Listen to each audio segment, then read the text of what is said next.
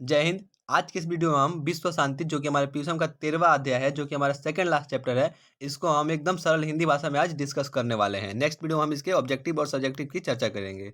देखिए, ये हमारा पाठ परिचय है, इसे हम हिंदी में डिस्कस कर लेते हैं।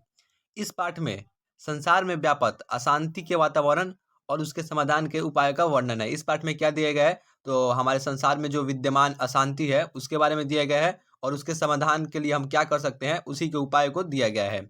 देश में आंतरिक और बाह्य अशांति है। जो हमारे विश्व में सभी देश हैं, उन सभी देशों में आंतरिक आंतरिक और बाह्य दोनों प्रकार की अशांति है। इसे नजरअंदाज कर कोई भी अपना जीवन नहीं जी सकता। यदि कोई व्यक्ति चाहे कि वह विश्व की अशांति को नजरअंदाज कर अपना जीवन जी सके, तो ऐसा असंभव है।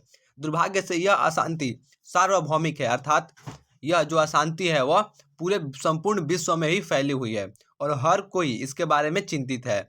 दुनिया में इसे रोकने के लिए प्रयास किए जा रहे हैं। यह हमारा पाठ परिचय है। देखिए, यह हमारा फर्स्ट पैराग्राफ है, इसे भी हम हिंदी में डिस्कस कर लेते हैं। वर्तमान संसार में प्राय सभी देशों में उपद्रव और अशांति देखे जाते हैं। विरले ही कहीं शांतिमय वातावरण है। कहीं देश की आंतरिक समस्याओं को लेकर कलह है, जिससे शत्रु राज्य आनंदित होकर कलह को बढ़ाते हैं। देखिए, वर्तमान समय में ऐसा कोई भी देश नहीं है जहां शांति है। सभी जगह उपद्रव और अशांति देखी जाती है।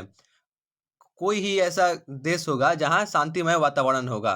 कहीं देश की आंतरिक समस्याएं हैं एक राज्य से दूसरे राज्य की, जिससे लेकर के शत्रु राज्य जो होता है अर्थात जो पड़ोसी देश होता है वह आनंदित होता है और कलह को अर्थात उनके बीच जो कारण होता है लड़ाई का, उस लड़ाई को और बढ़ाते हैं। कहीं अनेक राज्यों में आपस में शीत युद्ध चल रहा है। शीत युद्ध का अर्थ होता है ये औजार वाला युद्ध नहीं, बस वार्तालाप वाला युद्ध। वास्तव में ऐसा प्रतीत होता है कि संसार अशांति के सागर के दोनों किनारों के बीच स्थित है। देखिए, कंडीशन ऐसा आ चुका है कि लोगों को, जो नीतिकार हैं, जो नीति शास्त्र है, उनको ऐसा लगता है कि जो संसार है वह अशांति रूपी सागर के दोनों किनारों पर खड़ा हो चुका है। अशांति भी मानवता को विनाश की ओर ले जाती है। जो अशांति है वह मानवता को विनाश की ओर ले जाती है। आज विश्व को नष्ट करने वाले अनेक हथियारों का आविष्कार हो चुका है। इससे मानवता के विनाश का भय उत्पन्न हो गया है। देखिए, आज परमाणु बम, अणु बम का आविष्कार हो चुका है, जिसके एक उपयोग से पूरा राष्ट्र हिल सकता है। तो उसी के बारे में बताया गया है। देखिए, ये हमारा सेकंड पैराग्राफ है, इसे भी हम हिंदी में डिस्कस कर लेते हैं। अशांति के कारण और उसके निवारण के उपायों पर सावधानी पूर्वक सोचना चाहिए। नीति यह है कि कारण ज्ञात हो जाने पर निवारण का उपाय ज्ञात हो जाता है। देखिए, यदि आपको कोई परेशानी है और आपको उसका कारण नहीं पता है, तो आप उसका निवारण भी नहीं खोज सकते हैं। यदि आपको कारण पता है तो आप निवारण भी उसका खोज सकते हैं। देखिए, नीतिकार जो है, जो नीति शास्त्र है, वो कहती है कि यदि यदि किसी परेशानी का आपको कारण पता हो तो आप उसका निवारण भी खोज लीजिएगा। वस्तुतः द्वेष और असहिष्णुता अशांति के दो कारण है। देखिए, द्वेष का अर्थ होता है एक दूसरे से जलन और असहिष्णुता का अर्थ होता है किसी के वृद्धि या फिर उसके बारे में उसको देखकर उसकी वृद्धि को सहन ना करना, इसी का अर्थ होता है असहिष्णुता। शांति के दो कारण हैं। एक देश दूसरे देश की उन्नति को द्वेष करता है अर्थात जलन करता है और निरंतर उस देश की उन्नति को नष्ट करने का प्रयास करता है। द्वेष ही असहिष्णुता को जन्म देता है।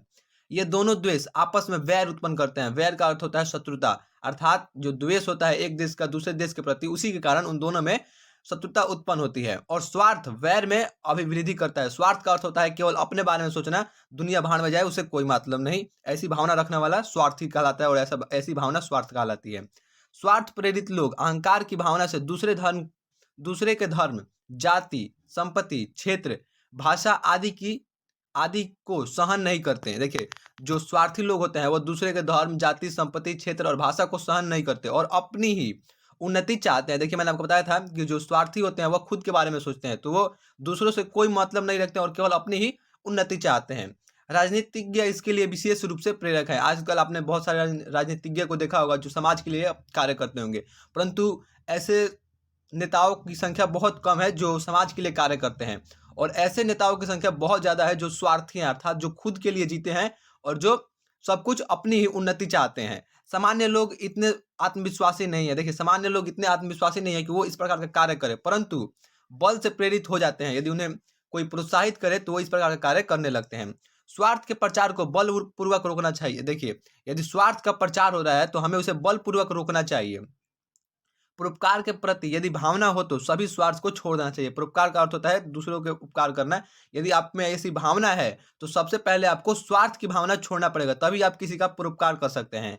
यहाँ महापुरुष, विद्वान और चिंतकों की कमी नहीं है। उनका यह कर्तव्य है कि वे लोगों में, समाजों में और राज्यों में परोपकार की भावना जागृत करें। देखिए, हमारा जो विश्व है उसमें विद्वान लोगों की, चिंतकों की कोई कमी नहीं है, इसलिए उनका कर्तव्य होता है कि वो लोगों में, समाजों में और राज्यों में परोपकार की भावना को जागृत करें।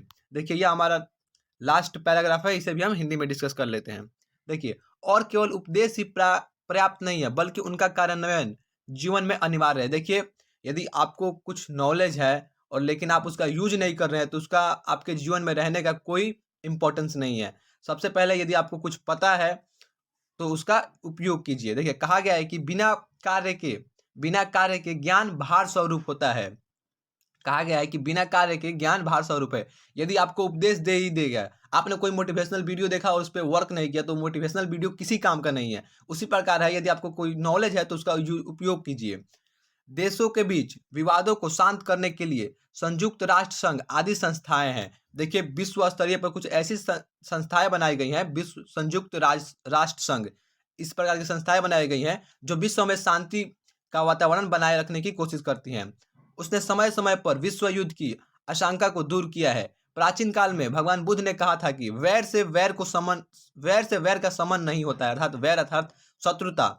यदि आप शत्रुता को खत्म दूर करना चाहते हैं या फिर शत्रुता को खत्म करना चाहते हैं, तो आप चाहते हैं कि उसने हमको मारा तो हम उसको मार देंगे तो शत्रुता खत्म हो जाएगी, तो ऐसे आप गलत सोचते हैं। क्योंकि निर्वैर अर्थात अशत्रुता, करुणा अर्थात दया और मैत्री अर्थात मित्रता की भावना से वैर का शमन हो सकता है। अर्थात यदि आप दुश्मनी को खत्म करना चाहते हैं तो सबसे पहले आपके अंदर अशत्रुता अर्थात उससे जो दुश्मनी की भावना है उसे दूर करना पड़ेगा, उसके प्रति दया रखनी पड़ेगी, और मित्रता अर्थात आप दोनों में मित्र भाव की उत्पत्ति होनी चाहिए, तभी आप वैर का शमन कर सकते हैं, अर्थात वैर को दूर करते हैं।